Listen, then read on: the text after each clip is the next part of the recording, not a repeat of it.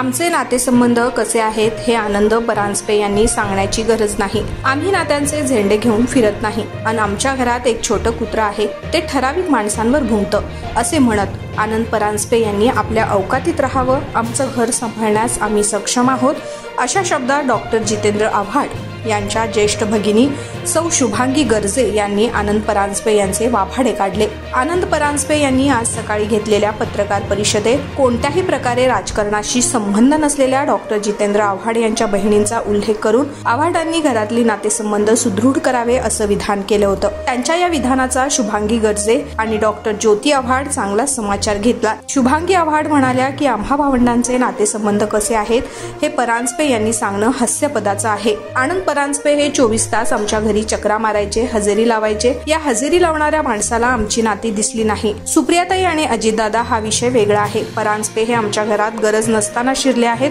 आम्ही सामान्य कुटुंबातील आहोत, आम्ही सतत सोबतच असतो, पण भावांच्या घरात बहिणीने सतत तळ ठोकून असावं हे मराठी संस्कृतीमध्ये कुठेच नाही। आमचं नातं काय आहे हे आम्हाला माहित आहे। आमच्या घरात शिरून आमचा काही संबंध नसताना अशी विधानं जो माणूस करतो त्याची मानसिकता काय आहे हे वेगळं सांगायला नको। जी व्यक्ती आधी वडिलांच्या पुण्याईवर आणि नंतर डॉक्टर जितेंद्र आव्हाड यांच्या आधारावर उभी राहिली आहे त्या व्यक्तीवर फारसं बोलू नये। आमचे संस्कार आणि शिक्षण उच्च दर्जाचं आहे। तरीही या ठिकाणी आपण आनंद परांजपे यांना सांगू इच्छिते की आम्ही कोणाच्या वाटेला जात नाही, त्यामुळे त्यांनी आमच्या वाटेला जाऊ नये, त्यांनी आपल्या अवकातीत राहावं। आनंद परांजपे हे रोज डॉक्टर जितेंद्र आव्हाड यांच्यावर टीका करतात। आता त्यांनी तुमच्या नातेसंबंधावर भाष्य केलं आहे असं पत्रकारांनी विचारले असता त्यांना जे बोलायचं ते बोलू द्या, पण परांजपे जेव्हा आमच्याकडून गेले तेव्हा आम्हाला आमच्या घरातील छोट्या कुत्र्याची आठवण आली। आमच्या घरातलं एक कुत्र नेहमी ठराविक माणसांवरच भुंकायचा, तोच गेला असे आम्हाला वाटले। यावरून आमच्या लक्षात येतंय की आम्ही काय सांभाळलं असे शुभांगी गर्जे म्हणाल्या। तर डॉक्टर ज्योती आव्हाड यांनी आम्ही राजकारणाशी संबंधित नाही, आम्ही आमच्या व्यवसायात व्यस्त आहोत, पण ज्या माणसाला ज्या कुटुंबानं सन्मान दिलाय तोच माणूस त्या कुटुंबावर अशी टीका करीत असेल तर त्याची कीव येतं असं सांगितले। दरम्यान आनंद परांजपे यांनी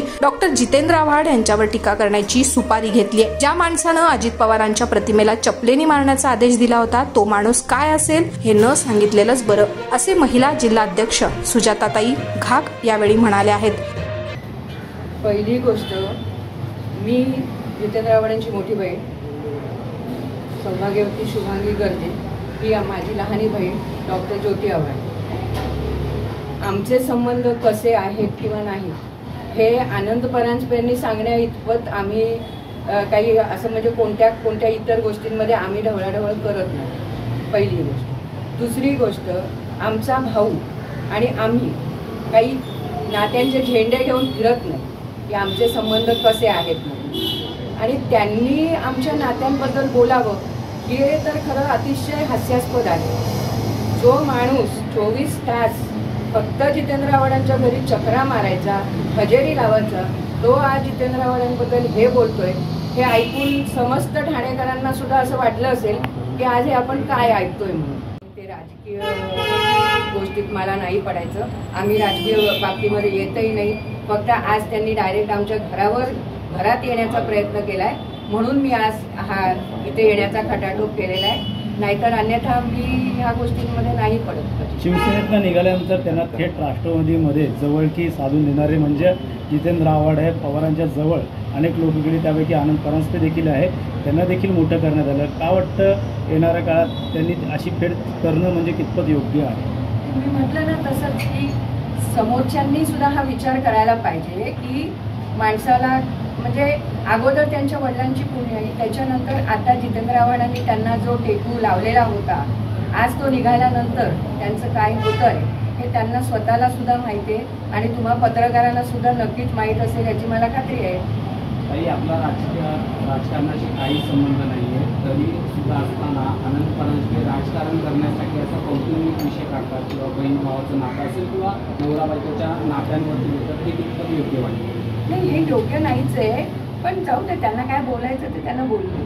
प्लीज ठरवा ना सगळ्यांनी की त्यांची काय मेंटॅलिटी आहे त्या माणसाची, की ज्या घरात आपण खाल्लं, म्हणजे मी जे मगाशी म्हटलं सकाळ दुपार संध्याकाळ आपण जिथे हजेरी लावत होतो, आपण किती खाल्लं काय खाल्लं हे अख्ख्या मला वाटतं प्रत्येक कार्यकर्त्याला माहिती आहे, आणि प्रत्येक कार्यकर्त्याची काय भावना झाली ते गेल्यानंतर हे त्यांना सुद्धा कळलं असेल आतापर्यंत. त्यामुळे त्यांनी जास्त या भानगडीत पडू नये. आमचं घर आहे आणि आम्ही ते इतकी वर्ष सांभाळलेलं आहे आणि याच्या पुढेही सांभाळू. मी त्यांची मोठी बहीण आहे म्हणून आईच्या नात्याने मी घर सांभाळते, बहीण म्हणून नाही. त्यांना सांगा हे पेल्यातलं वादळ असेल त्यांच्या दृष्टीने, पण आमच्या दृष्टीने ते तसं सुद्धा नाही. का वाटतं या संदर्भात असं तुमचं पुढचं पाऊल का असणार जे आनंद परांजपे यांनी तुमच्याबद्दल केलेले उद्गार असतील? काही एवढं काही महत्वाचं नाही. आमचं नातं जे आहे ते छान आहे. काही तुम्ही काय सांगाल? तुम्ही देखील बहिणी आहात, अशा प्रकारचं ज्या पद्धतीने वक्तव्य केलेलं आहे त्यामुळे कुठेतरी घराघरामध्ये जातोसा झालं. जे माझ्या मोठ्या बहिणीचं सांगितलं तेच आहे. संबंध म्हणजे काय रोज जाऊन भावाच्या घरी राहणं, बसणं, उठणं म्हणजे काय संबंध आहेत का? संबंध आहेत तर चांगलेच आहेत, पण ते चांगले होते, चांगले आहेत तर चांगले राहतील, प्रश्नच नाही त्याच्याबद्दल. पण रोज उठून कुठली बहीण मला, मी पण डॉक्टर आहे, माझ्या व्यवसायात मी बिझी असते, ते त्यांच्या व्यवसायात बिझी असतात. त्याच्यामुळे असं काही नाही की बाबा भेटीगाठी होतीलच, पण आमच्या भेटीगाठी होतात. आम्ही व्यवस्थित जेव्हा एकमेकांची गरज ही असते तेव्हा आम्ही भेटतो.